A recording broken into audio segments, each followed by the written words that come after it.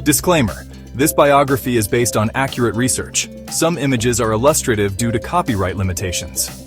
Myth: Henry Ford built Ford overnight and made cars with no help. Fact: Henry Ford worked for many years. Many people, many steps made Ford into a car empire. This is the story of how a simple idea grew into something that changed the entire world. It is a story not just of one man, but of a new way of thinking, a new way of building, a new way of living. The journey was long and filled with both great success and difficult challenges. We look at the real story step by step to understand how it all happened. The tale of Henry Ford is often told in broad strokes, as if he appeared fully formed with a perfect plan. But the truth is far more interesting. It is a story of trial and error, of small beginnings in a humble workshop. We begin not in a grand factory, but on a quiet farm. Henry Ford was born in 1863 in Michigan. From a very young age, he was fascinated by machines, not by farm work. While other boys played, he took apart watches to see how their tiny gears and springs worked together. He would then put them back together again, often making them run better than before. This early curiosity was the seed from which his entire industrial empire would eventually grow. This natural talent for mechanics set him on a path away from the farm. He knew his destiny was not in the soil, but in the grease and steel of the machine age. In 1879, at just 16 years old, he left his family home for the bustling city of Detroit. There, he took jobs as an apprentice machinist, learning the trade from the ground up. He worked with steam engines later, with the new and exciting technology of electricity at the Edison Illuminating Company. Each job was a lesson, providing him with the skills and knowledge he would need for the great work that lay ahead. His vision was not just to build a car, but to build a car that everyone could own, and in doing so, he reshaped the fabric of modern society itself. It was a sign of a mind that saw the world as a collection of parts that could be improved and made more efficient. He kept learning and experimenting, driven by an insatiable curiosity about how things worked. This foundation of mechanical knowledge and innovative thinking would soon lead to his first breakthrough. The stage was set for the creation of something that would change transportation forever. The journey from farm boy to industrial giant was about to begin in earnest. Henry Ford's time at the Edison Company was important. He rose to the position of chief engineer. This job gave him enough money and free time to pursue his own personal projects. In his spare time, in a small brick shed behind his home, he began to build a gasoline engine. He had seen one in a magazine and was captivated by the idea of a horseless carriage. Night after night, he worked in his shed, tinkering with parts, trying to bring his vision to life. This was not a corporate project. It was the passion of a single, dedicated inventor working with his own two hands. Finally, in the early morning hours of June 4, 1896, his work was complete. He called his creation the quadricycle. It was a simple machine. A frame with 4 bicycle wheels, a small 2-cylinder engine. It had no reverse gear, no brakes, only a tiller for steering. To get it out of his workshop, he had to knock down part of a brick wall because the vehicle was too wide for the door. Driving it through the quiet streets of Detroit, he must have known he was at the start of something truly revolutionary. The quadricycle was a success, but it was just the first step. Ford sold it to finance his next project, and then the one after that. He was obsessed with improving his designs, making them lighter, stronger, more reliable. He entered the popular world of auto racing to prove the speed and durability of his cars. His early business ventures were not all successful.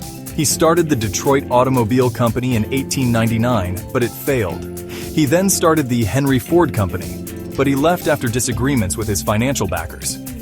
These failures were difficult, but they taught him valuable lessons about business and control.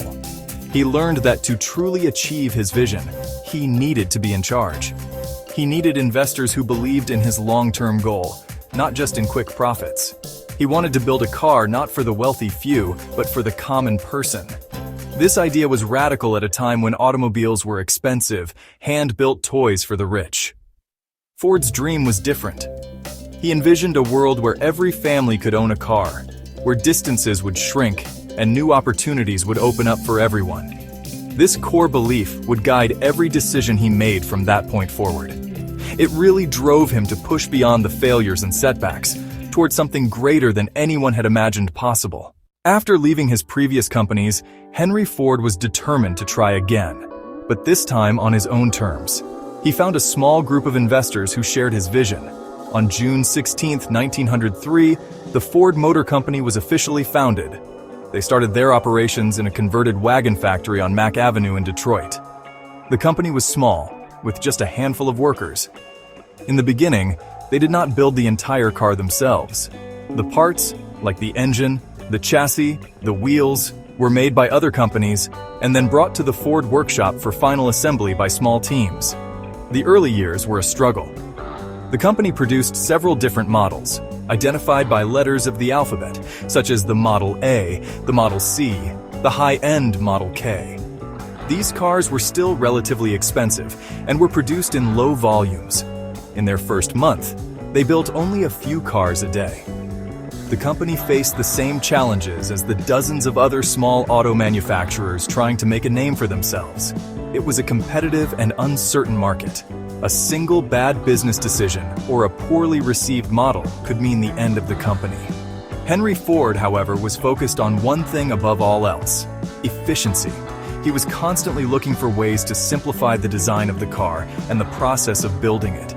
He knew that complexity added cost and time. His goal was to create a single, standardized model that could be produced in massive quantities at a very low price. While other car makers were chasing the luxury market, adding more features, more powerful engines, Ford was moving in the opposite direction. He was stripping the automobile down to its essential parts, making it a practical tool rather than a status symbol. This relentless drive for simplicity and volume set the stage for the company's first great breakthrough. Ford and his team of engineers worked tirelessly to develop a new car that would embody these principles. It had to be light but strong, easy to drive, simple to repair. It needed to be able to handle the poor quality of rural American roads, which were often little more than dirt tracks. After years of experiments and refining their designs through models like the Model N, they were finally ready to introduce the car that would not just make the Ford Motor Company a success, but would change the course of history.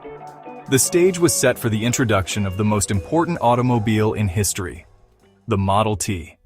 In the autumn of 1908, the Ford Motor Company introduced the car that would fulfill Henry Ford's dream, the Model T.